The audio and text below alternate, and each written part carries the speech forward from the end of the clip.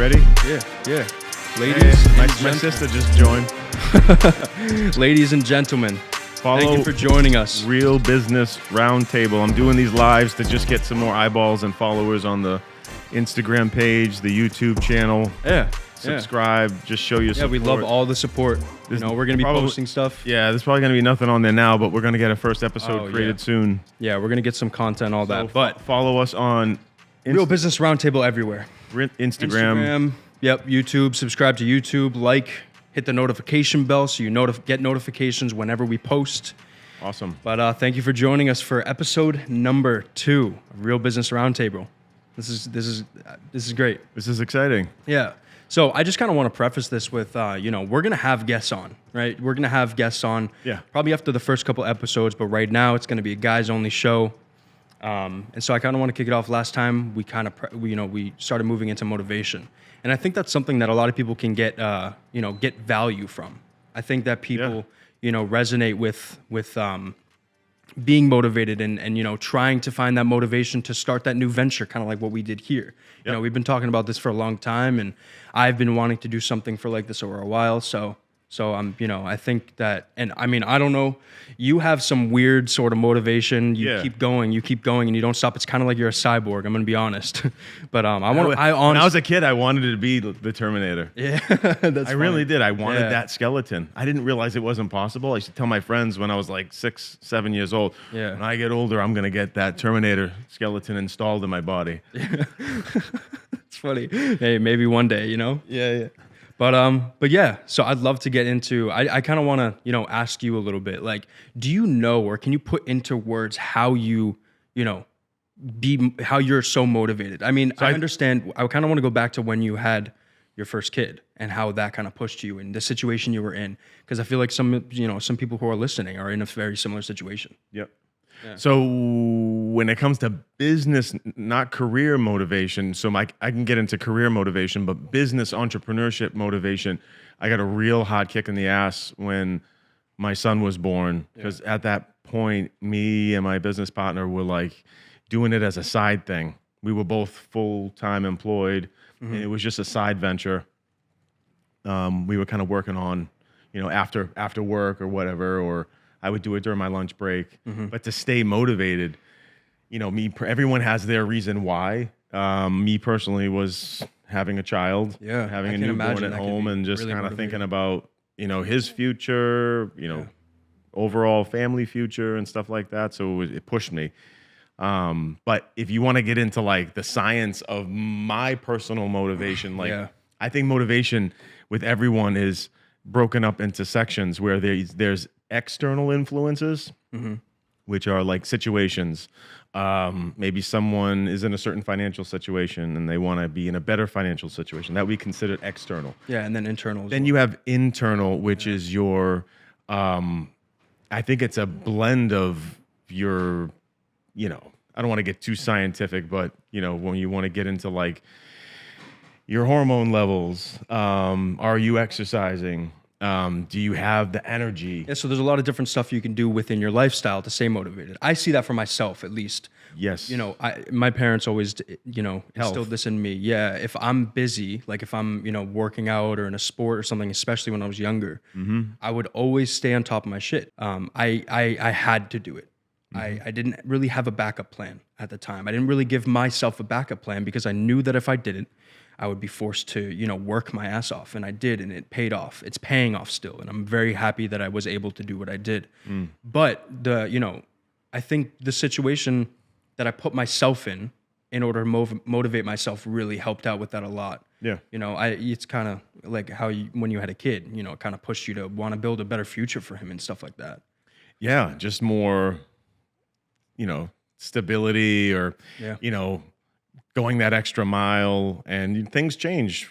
Most people, when they have a child, it's something clicks and changes when it comes to like their reason for life and for, doing better and just existing. Everything kind of shifts a little bit. I know you don't have a child yet, kids, but that was one of the factors. So you want to look at, when you're staying motivated, you want to look at external factors. I was just going to say, I really liked what you said there. External and internal. So internal, staying motivated, again, could be energy levels. Maybe someone's just tired, maybe.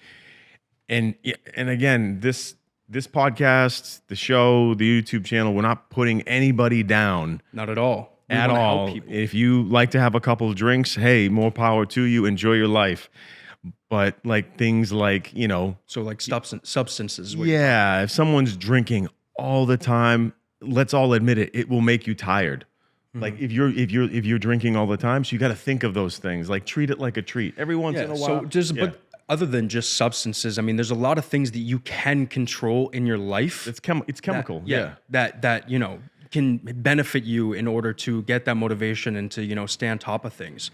I mean, especially when starting a business. I think the biggest aspect of motivation is kind of like what you said, external and internal, but it's the situation that you're in. I had no other choice. I mean, I did, but I kind of told myself in the back of my head, I have no other choice. I have to do this. If I don't, then what's going to happen? I'll completely fail. I'll end up being in a position that I don't want to be, like in a 9-to-5. Maybe there's some people out there.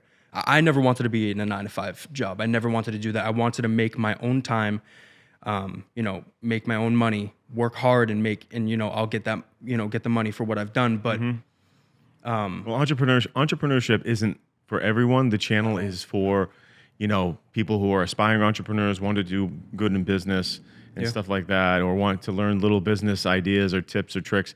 But some people enjoy being employed, sometimes. And, it adds a lot of security, and I respect that 100%. With our employees, I try to keep it as the least amount of corporate, that cold corporate type of environment. I try to keep it chill, laid back, where they get the freedom, as long as they get their work done. So, I came from corporate America. So I kind of try to create a culture that's a little bit more like entrepreneur-esque kind of touch to it. No, 100%. Where they get the freedom.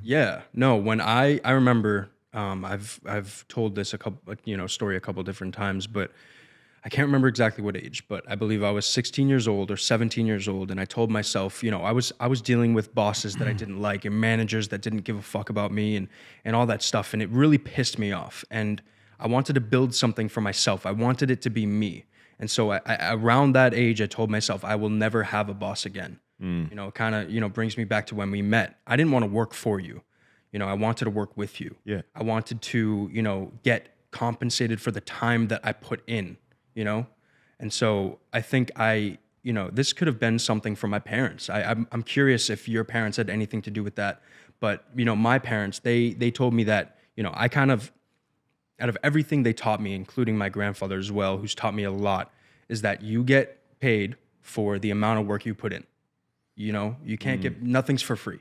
So you got to work for it. And ever since I was around that age, 16, 17, I worked for it. I started a landscaping company. I started, a bunch. I had probably 6 or 7 different things. I was reselling clothing for a long time, and I really enjoyed that. And that led me to this. And I worked my ass off. Yeah. My mom was very supportive and always told me I can achieve whatever I want to achieve. But even as a kid, I think she knew I was going to get into something creative. Yeah. Like something so ad agency stuff. Yeah. You seem like you were a salesperson since you were out of the womb. Yes, we can get into that. I'll talk for hours, man. I get into it. I want to hear it. My first exposure to actual sales, a structured sales environment, was in 6th grade. The school I was at was raising money for the school, so they had the kids selling candy. 99.8% of the kids would just sell the candy to their family. And they'd get the little order ticket. You guys have probably all experienced that. Yeah, the schools selling candy. No selling candy. Okay, I did. Yeah. But I'm thinking with my sales brain, and my mom took me around to different neighborhoods and complexes, and I would just knock on the door and, hey. But here's the thing, my sales pitch to sell the candy wasn't, hey, you want to buy some candy? No, I was like. At school, I would ask, what do you need the money for? What is it for? And they'd be like, well, we want to have a computer program. We want to buy computers for the students to have a computer, class.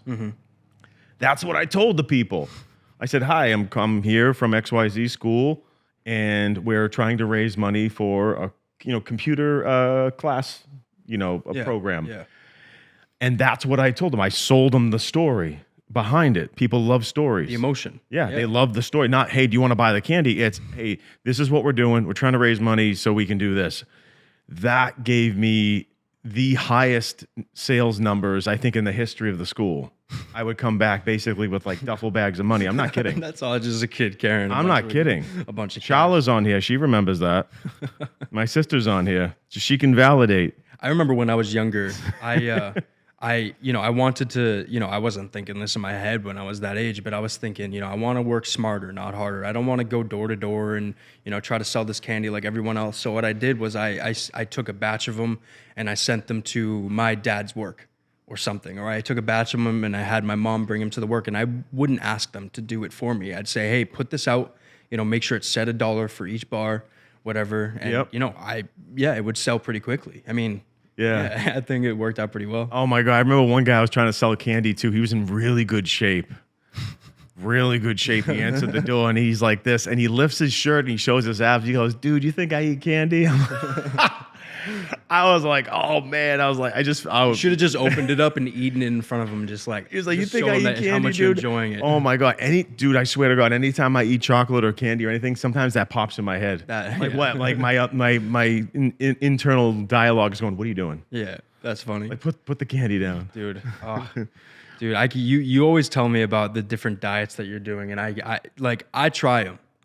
But I just love food too much. Yeah, I love food too, dude. You got to switch it up: training style, eating style, the times of the day that you're eating. The circadian rhythm. You want to eat during a certain time of the day, like when the sun's out, you can eat. If the sun's down, biologically, a lot of people don't know this. And I don't want to get off topic, but I could talk all day about whatever. We can just talk. When the sun goes down, just so everybody knows, your pancreas goes to sleep. We're gonna have someone comment we'll on this. We'll have a doctor on here, you're wrong. dude. Yeah, I want to. I'm not saying I will you're argue wrong. that till I'm not saying you're wrong. Your pancreas goes to sleep at night, right? So when you eat at night, and night is defined as the sun is down. So it goes to sleep before your body goes into sleep cycle. So your pancreas, when the sun is down, you can be awake. Just don't be stuffing your face. Yeah. Because if you do, your pancreas is like... I'm definitely guilty of that. No, because your pancreas is like, oh, what the heck? And you're stressing it out because now it has to produce insulin and it wakes up again. Yeah. The rule of thumb is if the sun is up, you can eat. Huh. If the sun is down, you shouldn't eat. Now, I'm not going to act like I'm king shit here. I do sometimes break those the hot rules Cheetos. and I eat. Yeah. Someone's watching a movie and I'm just pounding hot Cheetos. Yeah. No, but I'm into fitness, but I'm not gonna pretend like I don't like snacks. You gotta have a cheat day. Someone who says that they don't ever have a cheat day. I mean, come on. What kind of life is that? Yeah, most of the week, 90% of the week, I'm not eating at dark. Yeah. But we got to get back on the topic. All right. Yeah, we can. I mean, listen, I'm just gonna roll with whatever we're gonna talk about. So motivation. Yeah.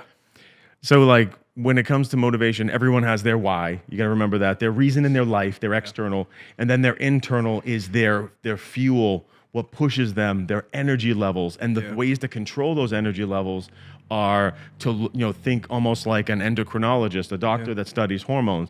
What hormones are going to give you that gusto, that push, that conquer the world type of mentality? And you have to look at what exercises and what diet, when I say diet, what lifestyle are going to impact those critical hormones that give you the gusto, the push, the motivation. That reminds me, I know we're going back to food, but have you ever seen related. Have you ever seen those guys who eat like only raw meat, like liver king? That's what it is. See, that's just insanity to me because you have the chances of getting parasites and is it high? Because I feel like these guys eat it all. I'm not doing that. Yeah, no. I would only do that in an absolute survival. So people always talk about like there's like preppers and there's people who do all these things to prepare for that moment. I'm confident that if I was put in a situation, like if I was in Naked and Afraid or whatever. Or Alone. That show Alone. Yeah, Alone. Yo, I've been watching that show recently. I'm pretty sure I'd survive because I just have like that innate ability to adjust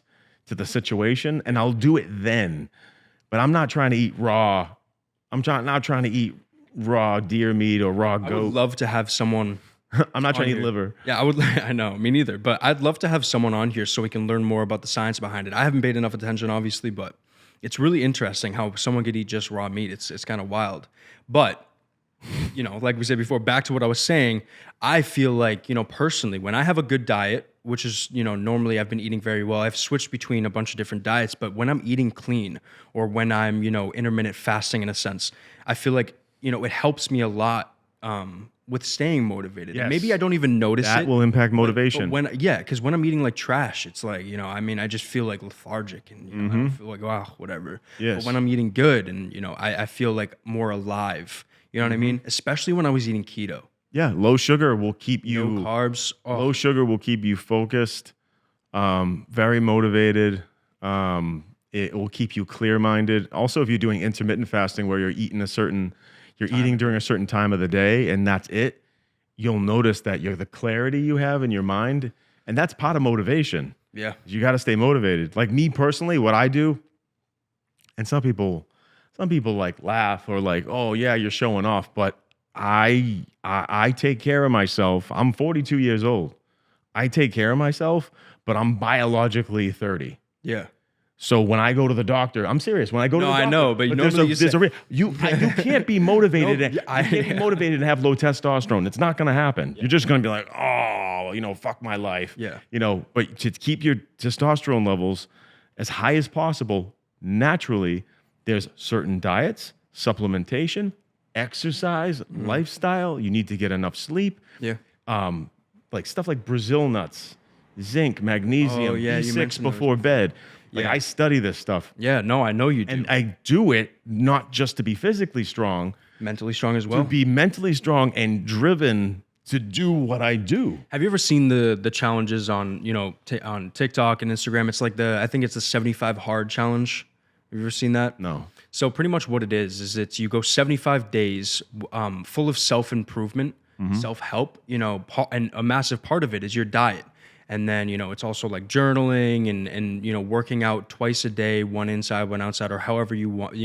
Some people, do it differently. But I think that, that 75 hard challenge is, kind of surrounded by motivation to get you to do it. But I feel like that lifestyle that it's promoting,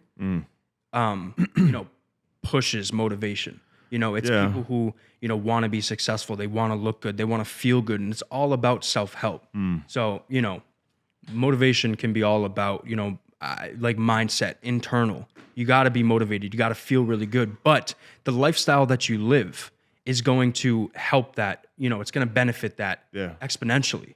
You know what I mean? Yeah. And I think that's what you're kind of getting to is diet, working out. It doesn't have to be a crazy workout, but you got to stay fit. You got to stay active. You got to stay active. You got to be moving. You got to have a blend of resistance. There's nothing worse than you see the guys that just go on the 3-mile runs every day. There's no resistance training there. Yeah. That's it's running is a good workout. It's aerobic. I was a personal trainer. So I know. Listen, but some people careful. Out here, So you got aerobic and anaerobic. Anaerobic is resistance training. Aerobic is about balance. Aerobic is when you're training for, let's say, endurance. Mm-hmm. That should be done maybe once, twice a week. The endurance training. Does it matter? Is it different per person, or are you saying that as a blanket across statement? the board? It's a biological fact. Yeah. Find me one jacked runner, not a sprinter, a long distance runner. The reason why they're so emaciated and wasted is because first they're lowering the testosterone. When you lower your testosterone, your body can't repair the muscle properly. That's part of the system, how the body works. Mm-hmm. You damage the muscle from lifting weights. It triggers the body to produce testosterone, and that testosterone and other hormones heal the muscle. And when you keep damaging, healing, then you get the strong muscular physique. So, but you got to remember, like those long distance runs, you're shocking your body, you're beating on your knees. My version, so I probably do endurance training maybe once a week on elliptical. I'll do 45 minutes or something like that. I like sprints. I like HIIT training, high intensity interval. That's different though. So HIIT training, I do 100-yard sprints with my son every single week. That is an anabolic activity. So that's triggering growth hormone and testosterone at massive levels. See, I used to think like, I like biking. That's different. I'm a big fan of biking, but a while ago, I thought to myself, I'm laughing at I'm on, just so everybody knows, I'm on Instagram Live right now. People making comments. You got to stop watching that. I wonder if he's talking about years ago, I got pine nut syndrome for eating too many pine nuts because I found out that they were good for you. Yeah, I was eating too many of them and everything tasted bitter. Just to let everybody know at home, don't eat too many pine nuts. That includes you, Liz.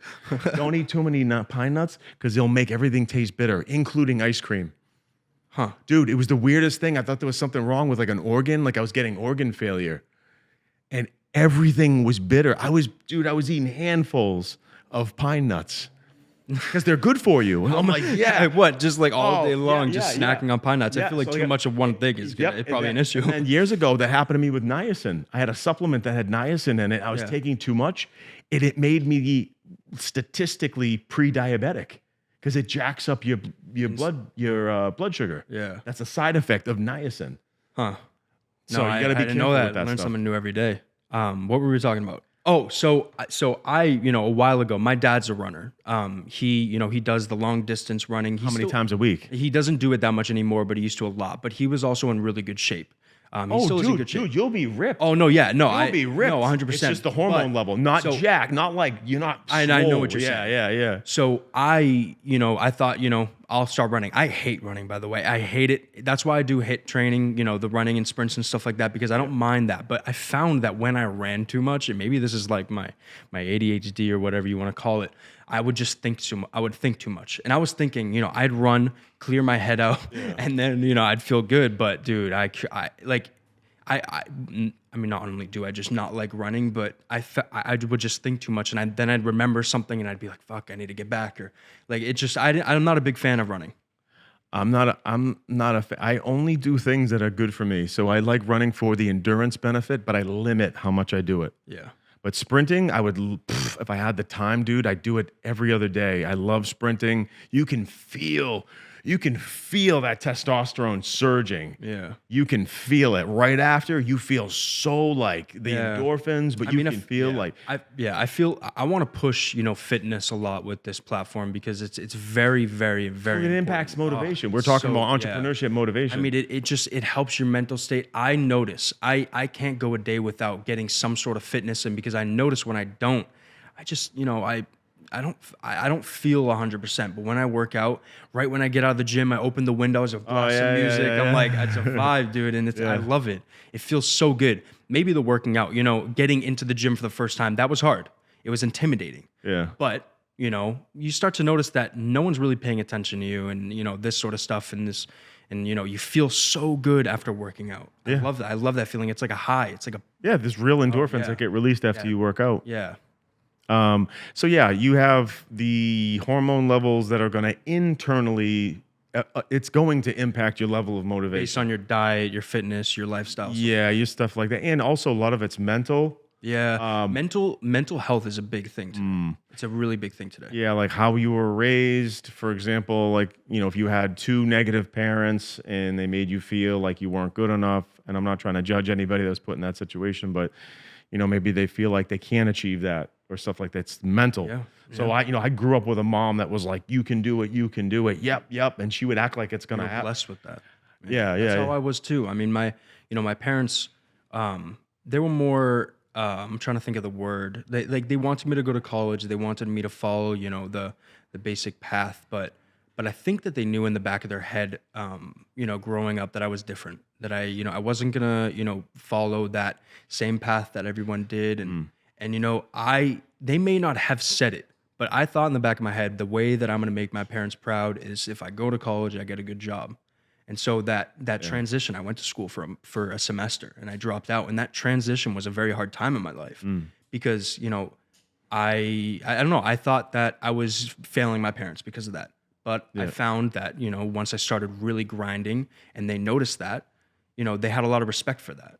So, I'm very thankful for what my parents instilled in me and how they handled that. Yeah. So motivation, business wise, was having a child, but motivation, career wise, was I remember there was like this shift.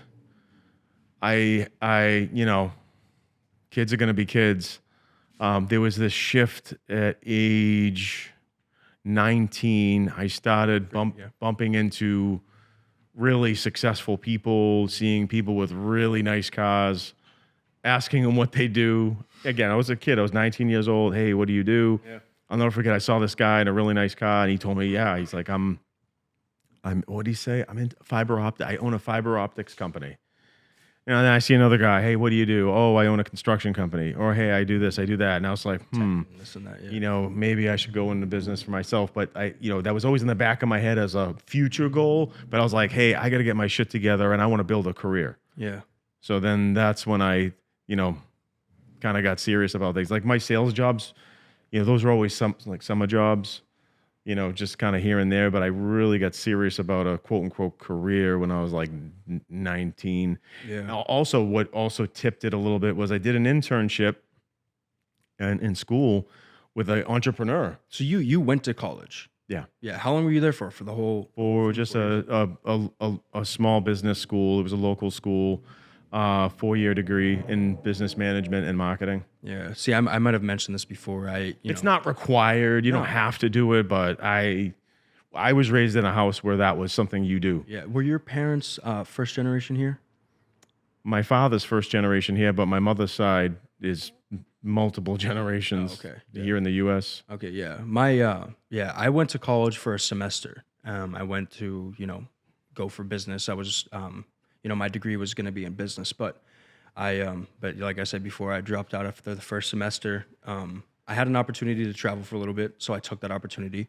And then when I came back, I was like, what the fuck am I going to do? It was funny. I honestly forgot about this. When I got back, my parents actually wanted me to go to college. So I went to a community college while I was trying to start stuff up on the side. Yeah. But I knew when I got back, when I left that school, I knew I had to do something. Yeah. I needed to. Well, I got super motivated when I did my internship with this guy, and he basically had an eBay style website that listed one specific item. It was very focused on one vertical, one product, and he used to go around to people that sold that product and says, "Hey, do you want to list your stuff on my site?" And he used to get like a listing fee, the same as eBay, but he was for this niche specific thing. And I saw him in his office, and it was very motivating to see that.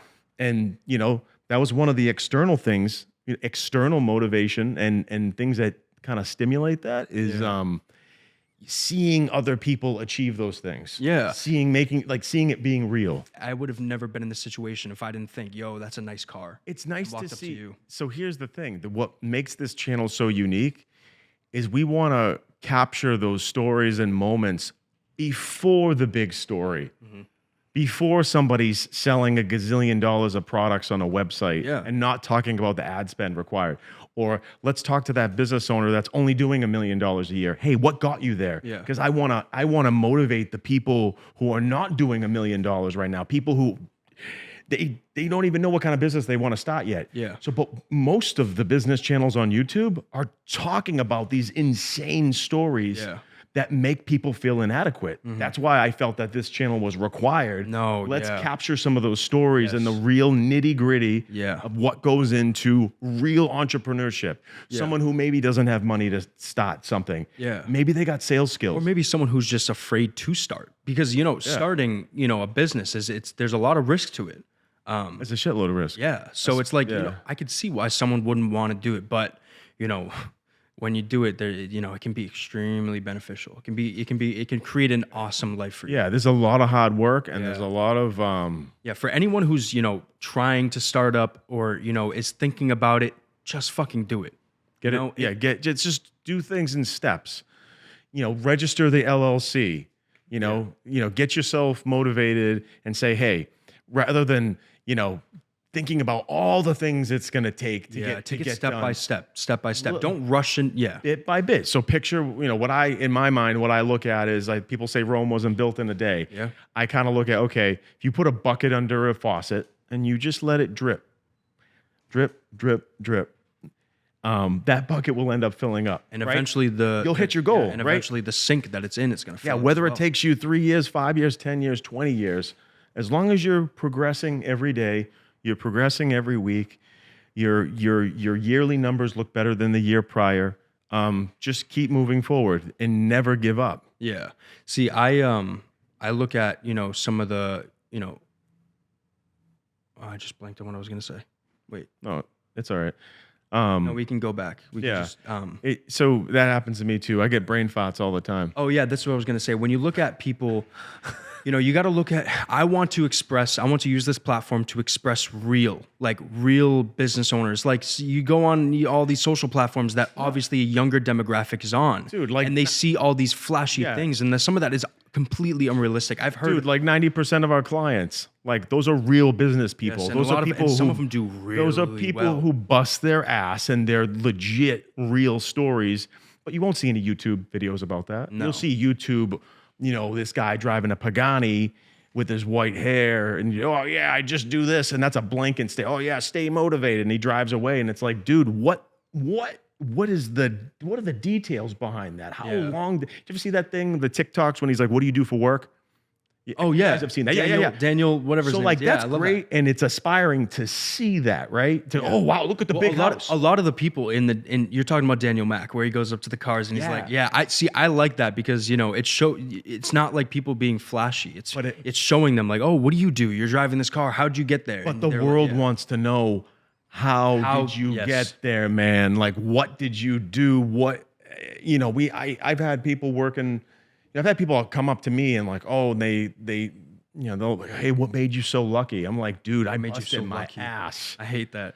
Well, you're lucky here and there when you meet different people. Yeah, you get the right connection, but I think connections. You have to position yourself properly. You have to work and stuff like that. You can't just, oh yeah, I'm it's lucky. Hard work, man. It is hard work, but it feels so good at the end of the day. Yeah. You know what I mean? So I want to talk a little bit when it comes to motivation. We'll talk a little bit about external. So let's get off the hormone thing. We talked a little bit about like how, I kind of gave myself no choice and you kind of had your kid, but if you want to build off that. 100%. Yeah. So I think everybody at home that's like thinking about doing their own thing. And here's the thing, you don't have to quit your job. No. People that are on my team and they're doing a side gig, more power to them. As long as they're getting it done. As long as they're getting their job done. But like, let's say they're doing like, Etsy or something like that, or they got a little side business. Mm-hmm. I support that 110%. I think that's awesome. Yeah, it's awesome. Most employers don't want you doing that. Yeah, because they think it's going to be distracting. I don't support that. But what I'm trying to get at is the external motivation is, hey, I don't want to live paycheck to paycheck. Yeah. Yeah. There's financial freedom. That's a huge thing. That's a huge motivator. Passive income. I don't want to say money has driven me to be as motivated, but that is a huge part of it. Mm-hmm. That's a huge part of it, man. I mean, like I'm not working for nothing. At the beginning, I was, working for free to try to get experience, but now it's like, I've seen that there's potential in, hard work pays off. It really does, and, I am, I've definitely chased financial freedom. That was definitely one of the biggest factors of it. Money helps a lot of things. Yeah. Yeah. Yeah. So the external things, and again, everybody has different reasons. It might be, hey, I don't want to live paycheck to paycheck. And to motivate people at home that might be watching, if you're full-time employed or you're not, the first step I would say is, you want to come up with a good business idea that has demand, that most of the time isn't a one-time purchase. If it is, there's got to be some type of reoccurring revenue from some type of accessory or replacement. And we'll get in. I'll nerd out another time about this. That's a big topic we can talk about. Oh, dude, I'll talk for hours on that topic. But like, what you want first, you want to pick a good business idea. I think it's something you have to be passionate about it. Yeah. So I just wanted to add that in. Yeah, you want to pick a good business idea and then come up with a good business name, and we'll get into that another time. But then the third thing is create an LLC. Contact your local Secretary of State, register the name, and then you'll be assigned an EIN number from the IRS, and then boom, you're officially a business owner. See, the thing is that, sorry, keep going. I was saying that's like a first step. Remember I said the drips in the bucket? That's the first step. See, like for me, So I see what you're saying. That solidifies that you have a business, and it kind of forces your hand. You kind of like, you know what, you're gonna have to work at that business. But for me, I didn't even open an LLC until I was making money off of it. That was going to be passive. It was going to continue to grow. I guess there's many different ways, but that is one good way to start off, is to kind of, convince yourself that it's real. It's there. You have an LLC now. Yeah. Now you can build on top of that. But now it's official. Yes. That's like if somebody gets married, they get the marriage certificate, or if somebody, I don't know, if somebody gets their degree from college or whatever, they got that piece of paper, it's official. When you get that document from the Secretary of State that says, XYZ LLC, boom, you're officially in business. Yeah, so I almost framed mine. Yeah, I feel like that will, step one was done. I formed the LLC. Good. Now, step two is I need to create a brand. I need to create a logo. How am I going to be designed? And then you kind of, and I do not support this, but if you're on a shoestring budget and you don't have any money or barely any money, and they are only, in my professional opinion, get one of those do-it-yourself websites. Well, throw your logo on it. I'm not going to drop names. There are ways that you can do it. You just got to, honestly, dude, go on YouTube. How to make a logo. I created logos off of Canva. Mm-hmm. I would go on there and I would just play with it for an hour or two at night, and I just create a logo. And they come out really good. There are so many different resources that you can use today that you don't really have to pay for. Mm-hmm. You know what I mean? But what I'm talking about when it comes to like a website, it's validation. A website, yeah. So when you're out there talking to people, hey, you give them your business card, they're gonna want to like, okay, let me go look you up. Mm-hmm. They're gonna check your social. They're gonna check your website. People can do business without a website, though.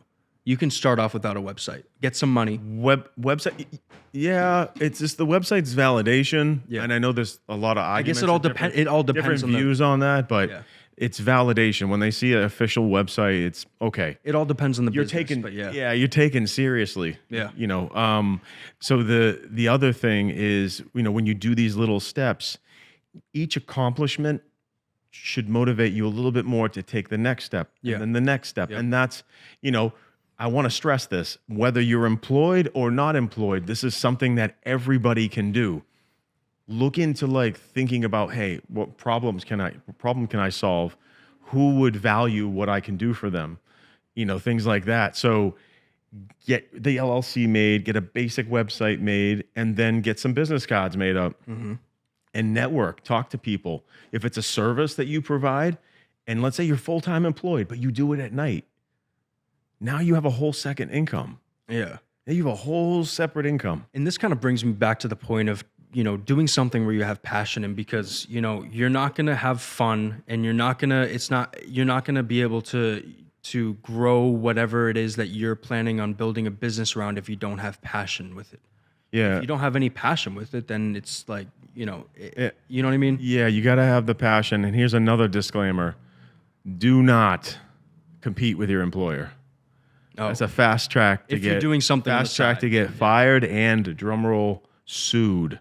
Oh, yeah. Don't do that. I actually used to work for a guy long time ago. I didn't know what was going on. I know he was going through a lawsuit, and he was getting sued inside out because I found out his past employer he competed with directly, and I don't want to get into all of it, but that's just rule of thumb. If you're gonna design some widgets, mm-hmm. Don't if your employer's designing widgets, don't design widgets. Do something else. Okay. Yeah. No, I mean, I won't have that issue, fortunately, but no, I get what you're saying. Never compete with your employer. It's just more of a karmic thing. I'm a big believer in karma and doing the right thing, and I feel like you do that, no matter how much money you make, it's just gonna come back on you somehow in some way, because you're just, at the end of the day, a business is not a soulless thing. I look at businesses in a way that almost like they're people, which mm-hmm. they are. There's people there that work there, that feed their families at that business, that rely on that business's success. And there's a lot of intertwined. So people kind of look at businesses like they're this soulless, mindless, peopleless, just they're looking at their logo and, oh, I hate that company. And it's like, dude, that company is made up of 50 people, 100 people, and those people matter. Like it's just got to think about those things. People don't think about that. But if you want to do a side gig business, which is totally okay in my book, and I support it, just make sure it's something different. Yeah. So if and when your employer finds out, at least you can present a case like, hey, I'd like to earn more money. I'd like to make more money. And, every employer is different, but, you want to make sure you find yourself an employer that wouldn't mind. And then if you're in a situation where, maybe you're young enough or you have some money saved up and you want to start up a new business, you want to find that financial freedom and you're not working a 9-to-5 already, find a passion and build off of it. The only way that I was successful in this position that I'm in was because I went through different businesses. And, after a couple of those businesses failed or they fell off or I got tired of them, I sat back and I thought, what was one aspect of each business that I did that I enjoyed? And it was always the building process. It was always the growth, the marketing, that sort of stuff. So find a passion in anything that you do. You can sell anything. You just got to find a passion in it so that you enjoy it. Because if I'm being honest, every day that we're out on the road, every day that we're making calls, I love it so much it doesn't feel like I'm working. It doesn't feel like I'm working at all. And so, I love what I do. I love being out on the road, shaking hands, so much meeting fun. people. Yeah. And when I walk in, they're like, oh shit, the sales guy. And I just, funny, dude. I sell too much sometimes. It'll be just like a regular I'll walk conversation. in, I'll see their face kind of drop a little bit. And I'll go, we had an appointment. And they'll go, oh, yeah. And I'll be as natural and real as possible. And that resonates with them. And then they end up liking me. Yeah. And I end up connecting. Yeah. And we're just talking about what they're doing. What are their goals? Hey, dude, you want to grow? Like, where are you at now? How long have you been at that level? Yeah. Where do you see yourself in 3 years? Where do you want to be? And they hear that's my goal as a business. And they're like, okay, maybe I should do something with these guys. Yeah. One, to kind of look at the big picture, especially when, building a company and stuff like that. One thing that my parents instilled in me, something that I follow throughout my entire journey is I never celebrate my achievements. Because there's always another thing to reach. Next always level. reach for that next level. Yep. Listen, it's great to celebrate sometimes. We've celebrated. Oh yeah. But never settle. Never settle. Never. You always want to reach for that next achievement. That's how people go out of business. Oh my God, dude. And like I said, celebrate. Have fun. You've created a life for yourself that you love. But just keep reaching for that next goal because, there's no limit to success. Yeah. And I think that I think we're getting a time thing now. So I think that's a good way to, lead into the end. Yeah, just to kind of wrap up on this episode, which is mainly about motivation, how to stay motivated. Let's break it up into two sections. You have your external, and then you have your internal. You want to look, kind of step back, say, okay, maybe do a draw a line down a notepad and just put external, internal, and list your reasons. External. Yeah, write it down. Want to make more money. Why? Because I don't want to live paycheck to paycheck. I want to provide better for my children. I want provide my kids a better education. I want a nicer home or whatever it is. Whatever it could be. Whatever your external reasons are to stay motivated, you want to list those. And then your internal, you want to ask yourself, how much energy do I have? When do I get tired? Do I get tired in the middle of the day? Am I drinking too much caffeine? That's another thing. You want to, if I drink caffeine, but I have some coffee in the morning. I'll have green tea throughout the day. Green tea is great. It's a fat burner. It's also extremely anti-inflammatory.